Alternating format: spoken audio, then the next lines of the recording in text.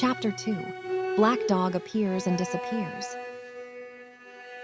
It was not very long after this that there occurred the first of the mysterious events that rid us at last of the captain, though not, as you will see, of his affairs. It was a bitter cold winter, with long, hard frosts and heavy gales, and it was plain from the first that my poor father was little likely to see the spring. He sank daily, and my mother and I had all the inn upon our hands, and were kept busy enough without paying much regard to our unpleasant guest. It was one January morning, very early, a pinching, frosty morning, the cove all gray with hoarfrost, the ripple lapping softly on the stones, the sun still low and only touching the hilltops and shining far to seaward. The captain had risen earlier than usual and set out down the beach, his cutlass swinging under the broad skirts of the old blue coat, his brass telescope under his arm, his hat tilted back upon his head. I remember his breath hanging like smoke in his wake as he strode off, and the last sound I heard of him, as he turned the big rock, was a loud snort of indignation, as though his mind was still running upon Dr. Livesey. Well, Mother was upstairs with Father, and I was laying the breakfast table against the captain's return when the parlor door opened, and a man stepped in on whom I had never set my eyes before. He was a pale, tallowy creature, wanting 2 fingers of the left hand, and though he wore a cutlass, he did not look much like a fighter. I had always my eye open for seafaring men, with 1 leg or 2, and I remember this one puzzled me. He was not sailorly, and yet he had a smack of the sea about him too. I asked him what was for his service, and he said he would take rum. But as I was going out of the room to fetch it, he sat down upon a table and motioned me to draw near. I paused where I was, with my napkin in my hand. "Come here, Sonny," says he. "Come nearer here. I took a step nearer. Is this here table for my mate Bill?" He asked, with a kind of leer. I told him I did not know his mate Bill, and this was for a person who stayed in our house, whom we called the captain. "Well," said he, "my mate Bill would be called the captain, as like as not. He has a cut on 1 cheek, and a mighty pleasant way with him, particularly in drink, has my mate Bill. We'll put it for argument like that your captain has a cut on 1 cheek, and we'll put it if you like that cheek's the right one. Ah, well, I told you. Now, is my mate Bill in this here house?" I told him he was out walking. "Which way, Sonny, which way is he gone?" And when I had pointed out the rock and told him how the captain was likely to return, and how soon, and answered a few other questions, "Oh, said he, this'll be as good as drink to my mate Bill." The expression of his face as he said these words was not at all pleasant, and I had my own reasons for thinking that the stranger was mistaken, even supposing he meant what he said. But it was no affair of mine, I thought, and besides, it was difficult to know what to do. The stranger kept hanging about just inside the inn door, peering round the corner like a cat waiting for a mouse. Once I stepped out myself into the road, but he immediately called me back, and as I did not obey quick enough for his fancy, a most horrible change came over his tallowy face, and he ordered me in, with an oath that made me jump. As soon as I was back again, he returned to his former manner, half fawning, half sneering, patted me on the shoulder, told me I was a good boy, and he had taken quite a fancy to me. "I have a son of my own, He said, as like you as 2 blocks, and he's all the pride of my heart. But the great thing for boys is discipline, Sonny, discipline. Now, if you had sailed along of Bill, you wouldn't have stood there to be spoke to twice, not you. That was never Bill's way, nor the way of such as sailed with him. And here, sure enough, is my mate Bill, with a spyglass under his arm, bless his old heart to be sure. You and me'll just go back into the parlour, Sonny, and get behind the door, and we'll give Bill a little surprise. Bless his heart, I say again. So saying, the stranger backed along with me into the parlor and put me behind him in the corner, so that we were both hidden by the open door. I was very uneasy and alarmed, as you may fancy, and it rather added to my fears to observe that the stranger was certainly frightened himself. He cleared the hilt of his cutlass and loosened the blade in the sheath, and all the time we were waiting there, he kept swallowing, as if he felt what we used to call a lump in the throat. At last in strode the captain, slammed the door behind him, without looking to the right or left, and marched straight across the room to where his breakfast awaited him. Bill, Said the stranger, in a voice that I thought he had tried to make bold and big. The captain spun round on his heel and fronted us. All the brown had gone out of his face, and even his nose was blue. He had the look of a man who sees a ghost, or the evil one, or something worse, if anything can be. And upon my word, I felt sorry to see him, all in a moment, turned so old and sick. come Bills, you know me. You know an old shipmate, Bill, surely. Said the stranger. The captain made a sort of gasp. Black Dog. Said he. And who else? Returned the other, getting more at his ease. Black Dog as ever was, come for to see his old shipmate Billy at the Admiral Benbow Inn.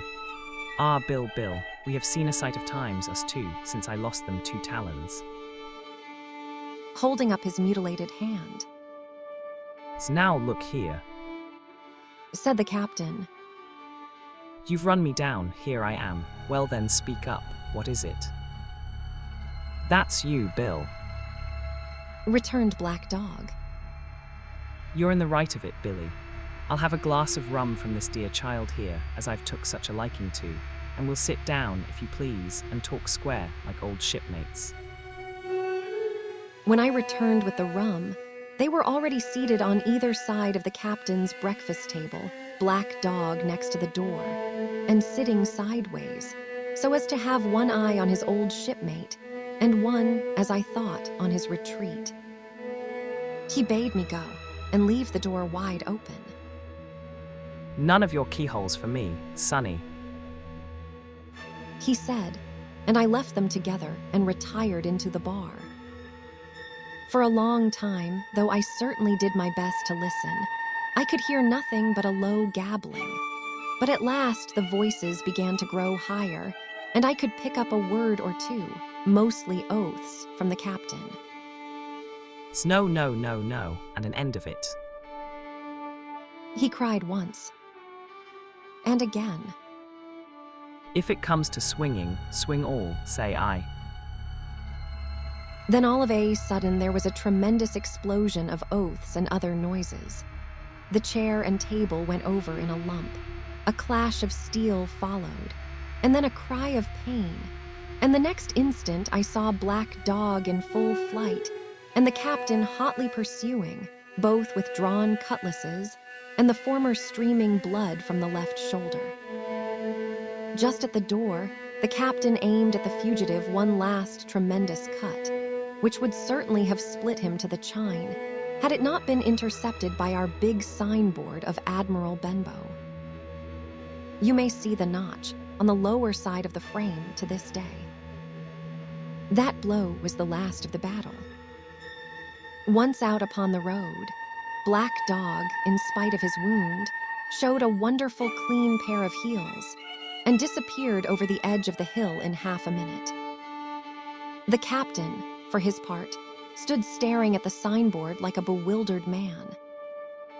Then he passed his hand over his eyes several times, and at last turned back into the house. Jim, Says he. rum.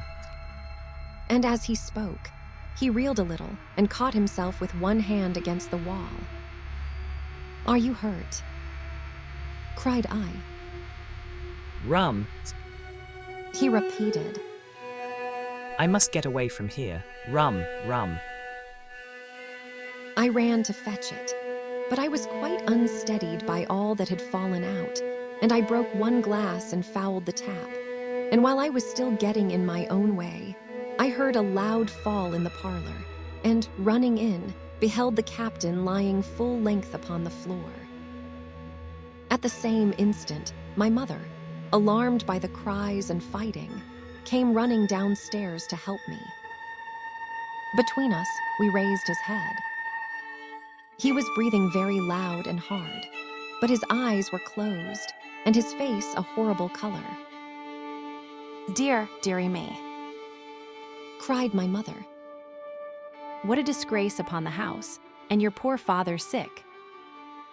In the meantime, we had no idea what to do to help the captain, nor any other thought but that he had got his death hurt in the scuffle with the stranger. I got the rum, to be sure, and tried to put it down his throat, but his teeth were tightly shut and his jaws as strong as iron. It was a happy relief for us when the door opened and Dr. Livesey came in on his visit to my father.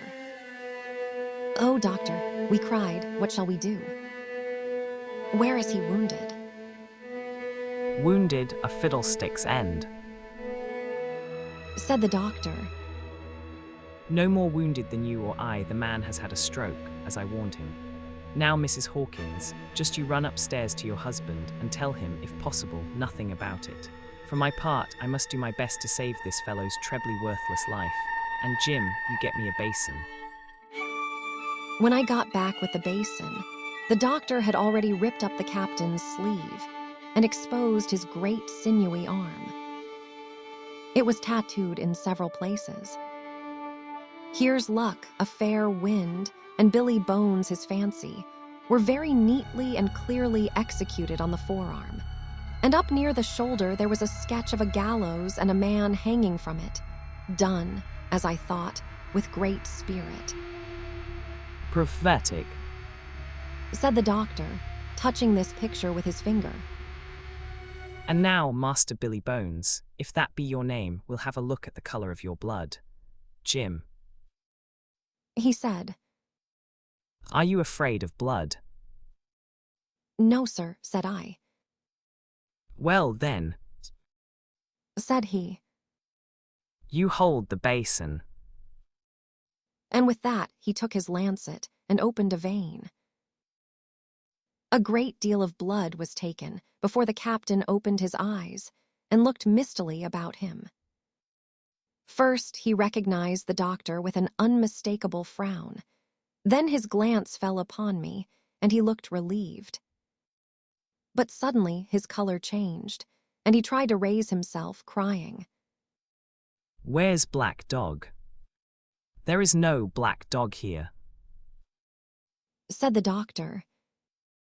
Except what you have on your own back. You have been drinking rum, you have had a stroke, precisely as I told you, and I have just very much against my own will dragged you head foremost out of the grave. Now, Mr. Bones. That's not my name. He interrupted. Much I care. Returned the doctor. It's the name of a buccaneer of my acquaintance, and I call you by it for the sake of shortness, and what I have to say to you is this. One glass of rum won't kill you, but if you take one you'll take another and another, and I stake my wig if you don't break off short, you'll die. Do you understand that? Die and go to your own place like the man in the Bible. Come now, make an effort. I'll help you to your bed for once. Between us, with much trouble, we managed to hoist him upstairs and laid him on his bed, where his head fell back on the pillow, as if he were almost fainting. So now, mind you, Said the doctor. I clear my conscience. The name of rum for you is death. And with that, he went off to see my father, taking me with him by the arm. This is nothing. He said, as soon as he had closed the door. I have drawn blood enough to keep him quiet a while. He should lie for a week where he is. That is the best thing